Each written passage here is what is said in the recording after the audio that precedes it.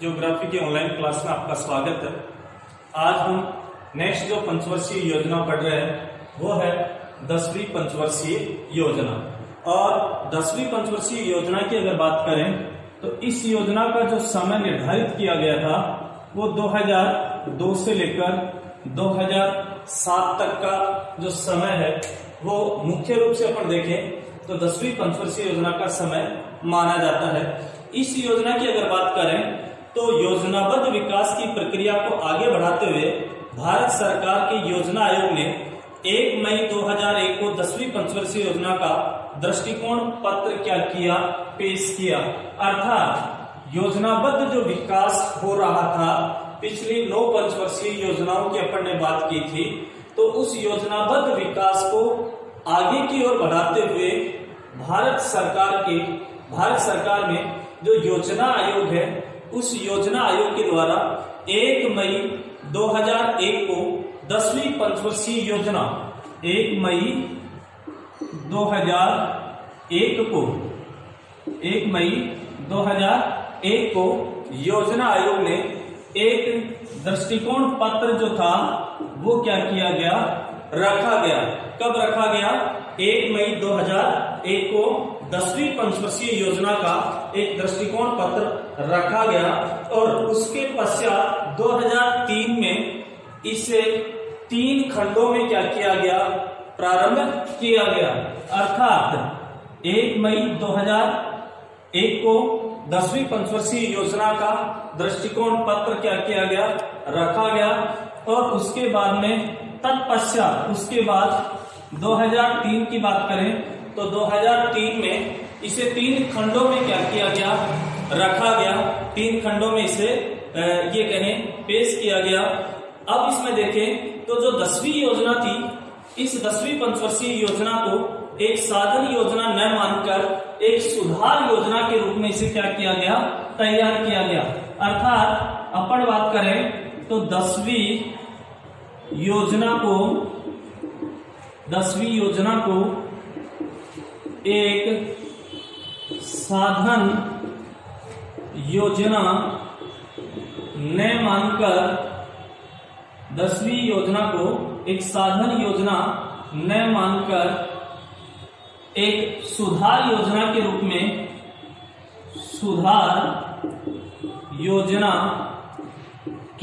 में क्या किया गया, इसे रखा गया।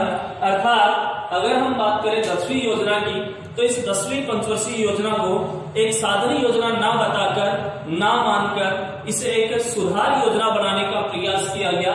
सुधार योजना का मतलब ये हुआ कि पिछली जो पंचवर्षीय योजनाएं थी, पिछली पंचवर्षीय योजनाओं में जो प्राथमिकताएं रखी गई थी, जो उद्देश्य या लक्ष्य रखे गए थे, उन्हीं में अब 10वीं पंचवर्षीय योजना में आकर उन्हीं लक्ष्यों को, उन्हीं उद्देश्यों को, उन्हीं प्राथमिकताओं में क्या करने का प्रयास किया गया, उनमें सुधार करने का प्रयास किया गया।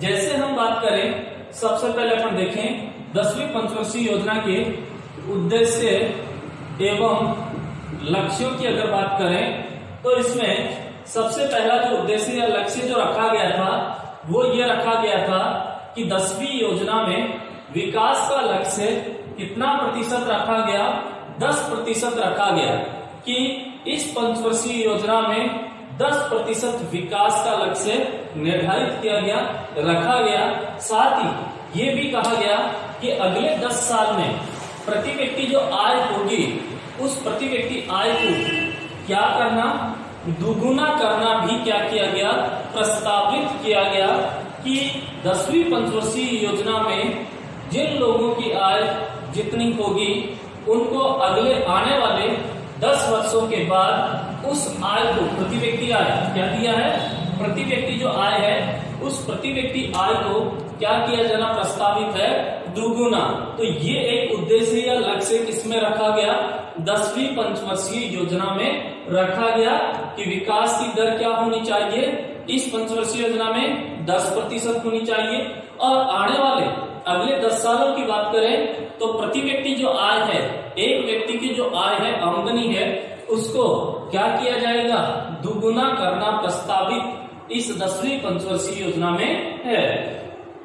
इसके अलावा और अगर अपन बात करें लक्ष्यों की, उद्देश्यों की, तो कृषिगत सुधार अर्थात कृषि कार्यों में क्या किया जाना चाहिए, सुधार किया जाना चाहिए। इसके अलावा ऊंची गुणवत्ता वाले रोजगार के अवसर क्या करवाए जाने चाहिए, उपलब्ध करवाए जाने चाहिए। अर्थात रोजगार के जो अवसर है वो गुणवत्ता के आधार पर उच्च गुणवत्ता वाले रोजगार के अवसर लोगों को क्या होने चाहिए, उपलब्ध होने चाहिए। इसके अलावा जो सेवा सेक्टर है, सेवा क्षेत्र है, उसमें भी रोजगार के अवसरों पर ध्यान देने की क्या कही गई है, बात कही गई है। सेवा सेक्टर का मतलब अपन ये कह सकते हैं कि जो सेवा सेक्टर है उसको मुख्य रूप से अपन तृतीय क्रियाकलाप के अंतर्गत मानते हैं, जिसमें परिवहन है, संचार है, ये मुख्य रूप से आते हैं। तो इनमें रोजगार के अवसर ज्यादा से ज्यादा क्या होने चाहिए, उपलब्ध होने चाहिए। तो उद्देश्य और लक्ष्य में दो उद्देश्य और लक्ष्य अपन ने पढ़े। नेक्स्ट अपन देखें तो समाज के विशेष समूह के लिए लाभ पहुंचाने की दृष्टि से विशेष कार्यक्रम क्या करने चाहिए, निर्धारित करने चाहिए। अर्थात अगर हम बात करें समाज के कुछ विशेष समूह, समाज के विशेष समूह है या अपन ये कह सकते हैं विशेष वर्ग, उनको लाभ पहुंचाने की दृष्टि से अर्थात समाज के जो विशेष समूह है, समाज की जो विशेष वर्ग है, उनको लाभ पहुंचाने की दृष्टि से विशेष कार्यक्रम क्या किए जाने चाहिए, निर्धारित किए जाने चाहिए।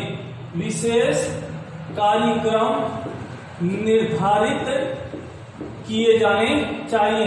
अर्थात समाज में कुछ ऐसे विशेष वर्ग हैं जो पिछड़े हुए हैं, अति पिछड़े हुए हैं, तो उन लोगों को, गरीब हैं, बेरोजगार हैं, ऐसे लोगों को क्या किया जाना चाहिए, कोई ऐसे विशेष स्पेशल प्रोग्राम संचालित करके चलाकर उन्हें रोजगार की सुविधा क्या करवाई जानी चाहिए, उपलब्ध करवाई जानी चाहिए।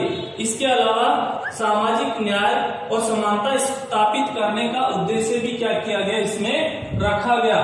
सामाजिक न्याय और समानता का लक्ष्य निर्धारित करने का उद्देश्य भी क्या किया गया, रखा गया। तो कहने का मतलब ये है कि जो पहली लाइन ही है अपन ने पढ़ा है कि 10वीं योजना को एक साधन योजना ना मानकर एक सुधार योजना क्या किया गया है, सुधार योजना के रूप में इसे रखा गया है। अर्थात इसमें उद्देश्य और जो लक्ष्य हैं वो ही आ रहे हैं जो पिछली पंचवर्षीय योजनाओं में अपन ने पढ़े थे। उनमें अब क्या करना, सुधार करने की क्या है, जरूरत है। इसीलिए इसे कहा है कि एक सुधार योजना के रूप में 10वीं पंचवर्षीय योजना को क्या किया गया है, रखा गया है। तो देखो सामाजिक न्याय और समानता स्थापित करने का उद्देश्य क्या किया गया है, 10वीं पंचवर्षीय योजना में रखा गया है। इसके अलावा जनसंख्या वृद्धि पर प्रभावी नियंत्रण और शिशु मृत्यु दर और मातृ मृत्यु दर को कम करने का उद्देश्य भी क्या किया गया है, रखा गया है। नेक्स्ट जो उद्देश्य रखा कि जनसंख्या पर क्या किया जाए, प्रभावी नियंत्रण स्थापित करने का उद्देश्य रखा गया। इसके अलावा जो शिशु मृत्यु दर और जो मातृ मृत्यु दर है उस पर भी प्रभावी नियंत्रण क्या किया जाना चाहिए, स्थापित किया जाना चाहिए। अर्थात अपन अगर बात करें तो शिशु मृत्यु दर और मातृ मृत्यु दर, इस पर भी प्रभावी नियंत्रण स्थापित करने का प्रयास इस 10वीं पंचवर्षीय योजना में किया जाएगा। तो एक तो सामाजिक न्याय और समानता स्थापित करने का उद्देश्य रखा गया। दूसरा जनसंख्या पर प्रभावी नियंत्रण अर्थात जनसंख्या वृद्धि पर क्या किया जाना चाहिए, नियंत्रण स्थापित किया जाना चाहिए। साथ ही साथ जो शिशु मृत्यु दर है और जो मातृ मृत्यु दर है उस पर भी प्रभावी नियंत्रण स्थापित करने का लक्ष्य या उद्देश्य इस 10वीं पंचवर्षीय योजना में क्या किया गया है, रखा गया है। तो याद रखना 10वीं पंचवर्षीय योजना, इसके प्रमुख उद्देश्य और इसके प्रमुख लक्ष्य। पहला, विकास का लक्ष्य कितना प्रतिशत रखा गया, 10% रखा गया। अगले 10 साल में प्रति व्यक्ति जो आय है उसको दुगुना करना प्रस्तावित किया गया। इसके अलावा कृषि सुधारों में ऊंची गुणवत्ता वाले रोजगार के अवसरों, सेवा क्षेत्र में रोजगार के अवसरों पर ध्यान देने की बात इस 10वीं पंचवर्षीय योजना में कही गई है। साथ ही समाज के कुछ विशेष समूह, समाज के कुछ विशेष वर्ग, जिनको विशेष कार्यक्रम संचालित करके उन्हें क्या किया जाए, सरकारी जो योजनाएं हैं उनका लाभ उन्हें मिलना चाहिए। समाज में सामाजिक न्याय और समानता क्या की जानी चाहिए, स्थापित की जानी चाहिए और जनसंख्या पर प्रभावी नियंत्रण और शिशु मृत्यु दर और मातृ मृत्यु दर पर भी प्रभावी नियंत्रण क्या किया जाना चाहिए, स्थापित किया जाना चाहिए। ये कुछ उद्देश्य और लक्ष्य इसमें निर्धारित किए गए थे। नेक्स्ट अगर अपन बात करें प्राथमिकताओं की, किसकी बात करें, प्राथमिकताएं, अर्थात इस 10वीं पंचवर्षीय योजना में क्या क्या प्राथमिकताएं रखी गई। अगर हम बात करें प्राथमिकताओं की तो पहली जो वरीयता दी गई वो किसको दी गई, ऊर्जा क्षेत्र को दी गई। दूसरी जो प्राथमिकता दी गई सामाजिक सेवाओं को, और तीसरी जो प्राथमिकता दी गई वो किसको दी गई, कृषि और उससे संबंधित, कृषि एवं संबंधित क्षेत्र, कृषि से संबंधित क्षेत्रों को मुख्य प्राथमिकता इसमें दी गई। अर्थात पहली वरीयता ऊर्जा क्षेत्र को दी गई, दूसरी वरीयता सामाजिक सेवाओं को दी गई, तीसरी वरीयता कृषि और उससे संबंधित क्षेत्रों को दी गई। अब हम बात करें इन प्राथमिकताओं की, तो आपने 9वीं जो पंचवर्षीय योजना पढ़ी थी उसमें भी आपने सेम ये ही प्राथमिकताएं देखी थी। अर्थात अपन ये कह सकते हैं कि प्राथमिकताओं के मामले में 10वीं पंचवर्षीय योजना 9वीं पंचवर्षीय योजना के क्या है, समान है। अर्थात जो प्राथमिकताएं 9वीं पंचवर्षीय योजना में रखी गई थी सेम वही प्राथमिकताएं किस पंचवर्षीय योजना में रखी गई हैं, 10वीं पंचवर्षीय योजना में रखी गई हैं। अब देखो कुछ अपन बात करें 10वीं पंचवर्षीय योजनाओं की, तो क्या उपलब्धियां, क्या परिणाम या क्या संभावनाएं रही। तो अपन बात करें परिणाम की, किसकी बात करें, क्या परिणाम निकले इस 10वीं पंचवर्षीय योजना के। तो बात करें 10वीं योजना मानवीय कल्याण कार्यों और जीवन स्तर में व्यापक सुधार के लक्ष्य से क्या रही, प्रेरित रही। अर्थात इस 10वीं पंचवर्षीय योजना में जो लक्ष्य या जो कार्य किए गए वो मानव कल्याण से संबंधित कार्य किए गए। इससे संबंधित मानवीय कल्याण से संबंधित कार्य 10वीं पंचवर्षीय योजना में किए गए और जीवन स्तर में व्यापक सुधार करने का कार्य भी इसमें क्या किया गया, जीवन स्तर में व्यापक सुधार, जीवन स्तर में व्यापक सुधार। अर्थात अगर हम इसकी उपलब्धियों की, परिणाम की बात करें तो 10वीं पंचवर्षीय योजना में मानव कल्याण पर बल दिया गया। मानव कल्याण हेतु जो लक्ष्य निर्धारित किए गए थे उनको प्राप्त करने का प्रयास किया गया। लोगों के जीवन स्तर को उच्च करने, ऊपर उठाने का क्या किया गया, प्रयास किया गया। व्यापक सुधार इसमें किए गए। इसके अलावा योजना में खाद्यान्न और अन्य उपभोक्ता वस्तुओं की आपूर्ति के साथ साथ, अर्थात इस 10वीं पंचवर्षीय योजना में खाद्यान्न पर बल दिया गया, खाद्यान्न की उपलब्धता पर बल दिया गया और अन्य जो उपभोक्ता वस्तुएं थी उन अन्य उपभोक्ता वस्तुओं की आपूर्ति के साथ साथ शिक्षा है, स्वास्थ्य है, पेयजल है, स्वच्छता आदि की उपलब्धता पर भी क्या किया गया, ध्यान दिया गया। अर्थात अपन बात करें तो इस पंचवर्षीय योजना में लगभग हर सेक्टर को क्या किया गया, स्पर्श किया गया, या हर सेक्टर में चाहे शिक्षा हो, चाहे स्वास्थ्य हो, चाहे चिकित्सा सुविधा, या अपन बात करें पेयजल है, स्वच्छता है, खाद्यान्न है, हर क्षेत्र में सुधार करने का इस 10वीं पंचवर्षीय योजना में क्या किया गया, प्रयास किया गया। साथ ही अगर हम बात करें इस पंचवर्षीय योजना की, 10वीं पंचवर्षीय योजना की, तो इस योजना का जो दृष्टिकोण पत्र था वो काफी ही प्रामाणिक था पारदर्शी था और परिवर्तनकारी लगता है। अर्थात ये जो 10वीं पंचवर्षीय योजना थी इसे अपन ये कह सकते हैं प्रामाणिक, पारदर्शी, प्रामाणिक, पारदर्शी और परिवर्तनकारी। अर्थात इस 10वीं पंचवर्षीय योजना का जो पत्र था वो एक प्रामाणिक है, पारदर्शी है और परिवर्तनकारी लगता है।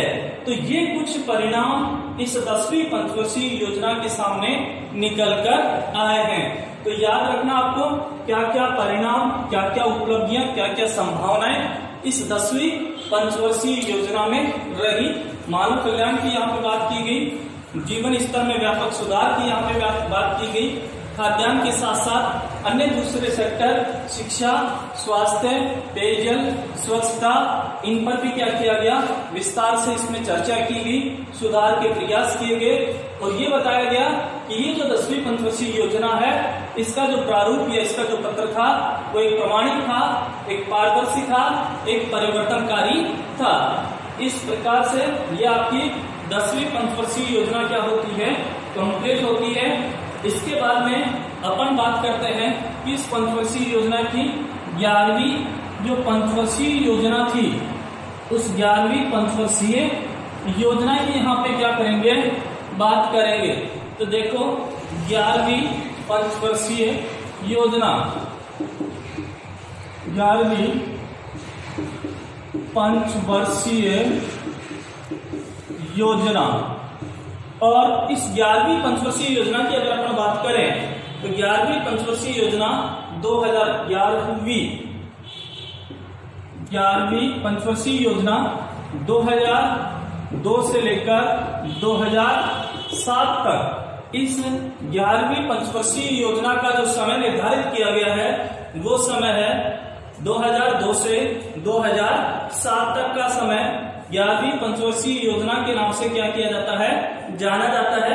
और इस योजना का जो लक्ष्य रखा गया वो याद रखना, लक्ष्य क्या रखा गया, 11वीं पंचवर्षीय योजना का एग्जाम में क्वेश्चन पूछ ले रहे, 11वीं पंचवर्षीय योजना का मुख्य लक्ष्य क्या रखा गया, तो याद रखना तीव्र एवं समावेशी विकास, तीव्र एवं समावेशी विकास 11वीं पंचवर्षीय योजना का मुख्य लक्ष्य रखा गया।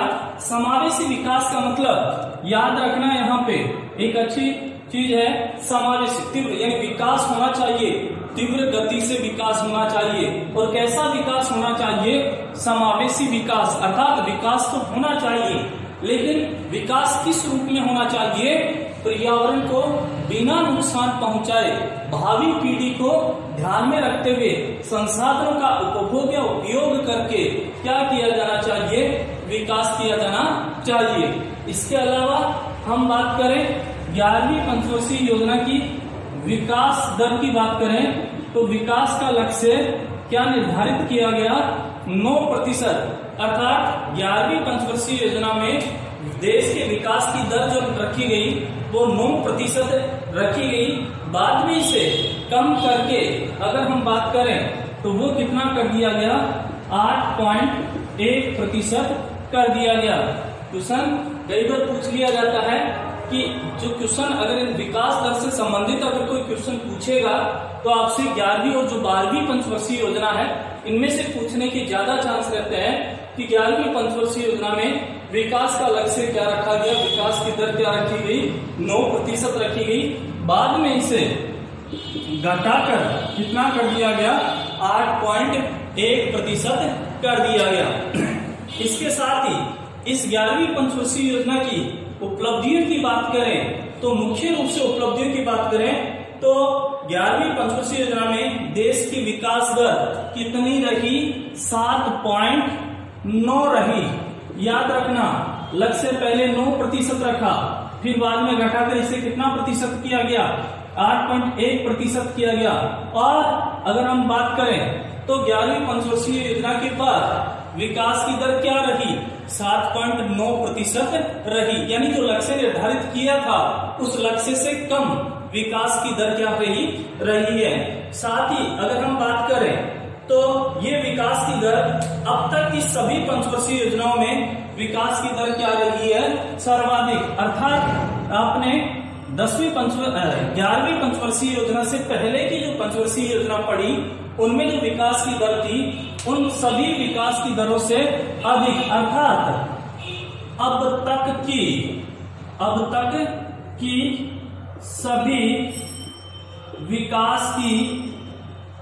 सभी विकास की दरों में ये 11वीं पंचवर्षीय योजना की विकास दर क्या रही, सर्वाधिक रही। यानी ये 7.9% अब तक की सर्वाधिक विकास दर मानी जाती है, 7.9%। और साथ ही अगर हम बात करें इस 11वीं पंचवर्षीय योजना की तो इसमें लगभग 78,700 मेगावाट विद्युत क्षमता स्थापित करने का क्या किया गया था, लक्ष्य निर्धारित किया गया था। 78,790 मेगावाट विद्युत उत्पादन करने का लक्ष्य रखा गया था, लेकिन वास्तव में 54,964 मेगावाट विद्युत का क्या किया गया, उत्पादन किया गया। यानी लक्ष्य कितना रखा गया था 11वीं पंचवर्षीय योजना में, विद्युत उत्पादन का 78,700 मेगावाट विद्युत उत्पादन का लक्ष्य रखा गया था, लेकिन वास्तविक रूप से कितनी विद्युत का उत्पादन हो पाया, 54,964 मेगावाट विद्युत का उत्पादन इस 11वीं पंचवर्षीय योजना में हो पाया। इस प्रकार से 11वीं पंचवर्षीय योजना की कुछ महत्वपूर्ण बातें थी, ज्यादा नहीं है। लक्ष्य तीव्र और समावेशी विकास करना मुख्य लक्ष्य रखा गया। शुरुआत में विकास की दर 9% रखी गई, लेकिन बाद में इसे कम करके 8.1% किया गया, लेकिन वास्तविक रूप से विकास कितना प्राप्त हुआ, 7.9%, जो कि अब तक की सभी पंचवर्षीय योजनाओं में सबसे ज्यादा विकास की दर रही। और विद्युत उत्पादन की बात करें तो इस पंचवर्षीय योजना में 78,700 मेगावाट विद्युत का उत्पादन करने का लक्ष्य रखा गया, लेकिन वास्तविक रूप से 54,964 मेगावाट विद्युत का उत्पादन इस पंचवर्षीय योजना में हुआ। अब लास्ट जो पंचवर्षीय योजना है आपकी, वो है 12वीं पंचवर्षीय योजना। देखना है पर 12वीं पंचवर्षीय योजना, 12वीं पंचवर्षीय योजना और 12वीं पंचवर्षीय योजना का जो समय निर्धारित किया 2007 से लेकर 2012 तक, अर्थात 12वीं पंचवर्षीय योजना 1 अप्रैल 2007 से मार्च 2012 तक 12वीं पंचवर्षीय योजना का समय क्या किया गया, निर्धारित किया गया।